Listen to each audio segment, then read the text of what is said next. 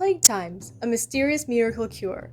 How far will you go to protect your family? We investigate this question and more in the first Horror Tales game, The Wine. My name is Elle, and just consider me your compass rose through the spooks and scares of Horror Tales, The Wine. I've been a horror fan for a long time now, and this game was a delightful romp of a spooky game. As always, this is a non-spoiler review of the fruity notes of fear you can expect in Horror Tales, The Wine.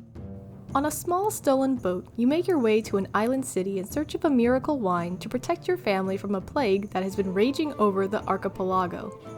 The city you find yourself in seems abandoned. However, you learn more and more about the terrifying events that occurred in the city through a series of public postings scattered around the town about how the townsfolk have been dealing with quarantine and the town's mixed feelings around the mysterious Bandy Desbach family.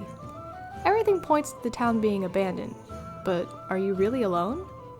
The main source of eerie feelings comes from the environment. There's a strange and wonderful balance between beautiful island vistas with wonderful sunlight and claustrophobic tight corridors sealed away in darkness.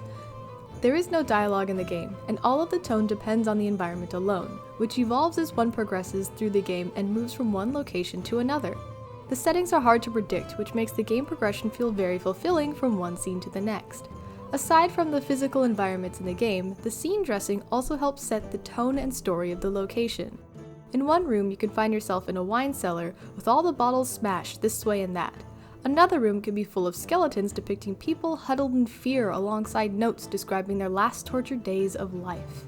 While the environment is there for a general sense of dread and storytelling, there is a more active type of scare. A more jump-like scare. Basically, at random points of exploration, this mysterious headless monster will jump out and chase you around. I could try to say this in a prettier way, but that's what it is. These chases get more complicated as you progress through the game in both length and with the addition of added puzzles as you are being chased. There is another source of jump scare that the game holds, but to avoid spoilers, I will leave it vague.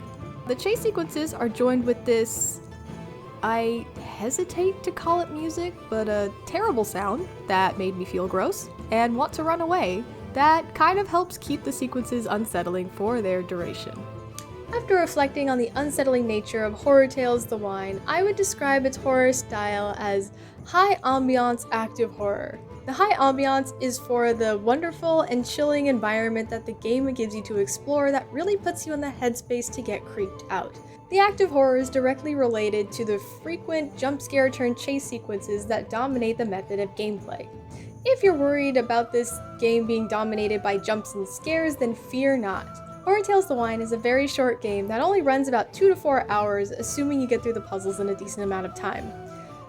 I played this game with a friend, which I highly recommend if it's available to you, because some of the puzzles really do require a second pair of eyes from time to time. Or maybe that's just me? While this game is serious in tone, this game feels like a fun romp to play with friends rather than a serious, terrifying story that you need hours and hours to explore. I would recommend this game to those who are new to the horror genre or those who want a low-commitment, spooky story to engage with. Thanks for watching, and until next time, don't look behind.